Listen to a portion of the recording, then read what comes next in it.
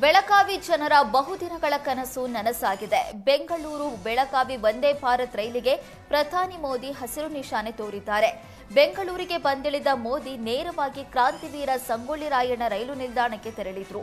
ಅಲ್ಲಿ 3 ವಂದೇ ಭಾರತ್ ಎಕ್ಸ್‌ಪ್ರೆಸ್ ರೈಲುಗಳಿಗೆ ಚಾಲನೆ ನೀಡಿದ್ರು.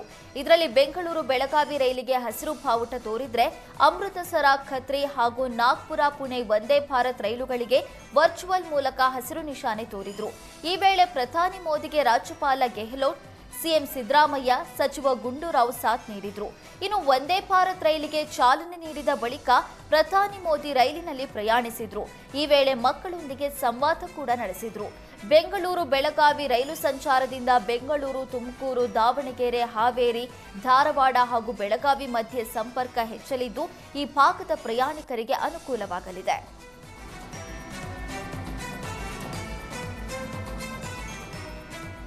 ವಂದೇ ಭಾರತ್ ರೈಲು ಹಾಗೂ ಮೆಟ್ರೋ ಹಳದಿ ಮಾರ್ಗ ಉದ್ಘಾಟನೆಗಾಗಿ ಪ್ರಧಾನಿ ಮೋದಿ ಬೆಂಗಳೂರಿಗೆ ಆಗಮಿಸಿದ್ರು.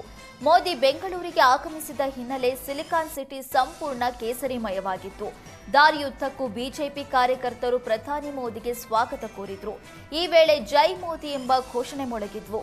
ಎಚ್ಎಎಲ್ ವಿಮಾನ ನಿಲ್ದಾಣಕ್ಕೆ ಬಂದಿಳಿದ ಪ್ರಧಾನಿ ಮೋದಿ ಅವರನ್ನ ಮಾಜಿ ಸಿಎಂ ಯಡಿಯೂರಪ್ಪ ಸೇರಿ ಹಲವು ಬಿಜೆಪಿ ನಾಯಕರು ಹಾಗೂ ಸರ್ಕಾರದ ಮುಖ್ಯ ಕಾರ್ಯದರ್ಶಿ ಶಾಲಿನಿ ರಜನೀಶ್, ಬೆಂಗಳೂರು ನಗರ ಜಿಲ್ಲಾಧಿಕಾರಿ ಜಗದೀಶ್ ಸ್ವಾಗತ ಕೋರಿದ್ರು. ಬಳಿಕ ಎಚ್ಕ್ಯೂಟಿಸಿ ಹೆಲಿಪ್ಯಾಡ್ಗೆ ಆಗಮಿಸಿದ ಪ್ರಧಾನಿ ಮೋದಿ ಅವರನ್ನ ಸಿಎಂ ಸಿದ್ದರಾಮಯ್ಯ, ರಾಜ್ಯಪಾಲ ಗೆಹ್ಲೋಟ್ ಸ್ವಾಗತಿಸಿದ್ರು.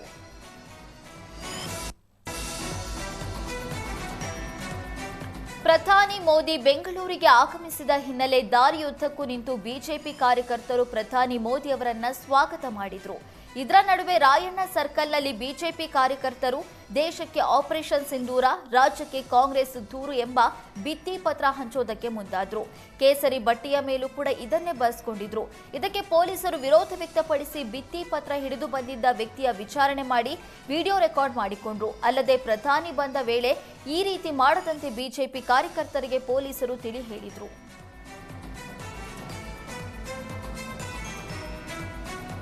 ಇಂದು ನಮ್ಮ ಮೆಟ್ರೋದ ನೂತನ ಯೆಲ್ಲೋ ಲೈನ್ ಉದ್ಘಾಟನೆಯಾಗಿದೆ. ಇನ್ನು ಉದ್ಘಾಟನೆಗೂ ಮುನ್ನವೇ ರಾಗಿಗುಡ್ಡ ಮೆಟ್ರೋ ನಿಲ್ದಾಣ ಹೆಸರಿಗೆ ಕೆಲವರು ವಿರೋಧ ವ್ಯಕ್ತಪಡಿಸಿದ್ರು. ಮೆಟ್ರೋ ಬಳಿ ಜಮಾಯಿಸಿದ ಸ್ಥಳೀಯ ನಿವಾಸಿಗಳು ರಾಗಿಗುಡ್ಡ ಬದಲು ಮಾರೇನಹಳ್ಳಿ ಮೆಟ್ರೋ ನಿಲ್ದಾಣ ಅನ್ನುವ ಹೆಸರಿಡುವಂತೆ ಆಗ್ರಹಿಸಿದ್ದಾರೆ.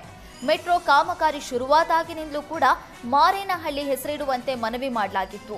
ಆದರೆ ರಾಗಿಗುಡ್ಡ ನಿಲ್ದಾಣ ಅಂತ ಹೆಸರಿಡಲಾಗಿದೆ. ಮಾರೇನಹಳ್ಳಿ ಗ್ರಾಮ ದೇವತೆ ಜೊತೆ ಭಾವನಾತ್ಮಕ ಸಂಬಂಧವಿದೆ. ಹೀಗಾಗಿ ರಾಗಿಗುಡ್ಡ ಹೆಸರನ್ನ ಬದಲಿಸಿ ಮೆಟ್ರೋ ನಿಲ್ದಾಣಕ್ಕೆ ಮರುನಾಮಕರಣ ಮಾಡದಿದ್ರೆ ಹೋರಾಟ ನಡೆಸ್ತೀವಿ ಅಂತ ಎಚ್ಚರಿಕೆ ನೀಡಿದ್ರು.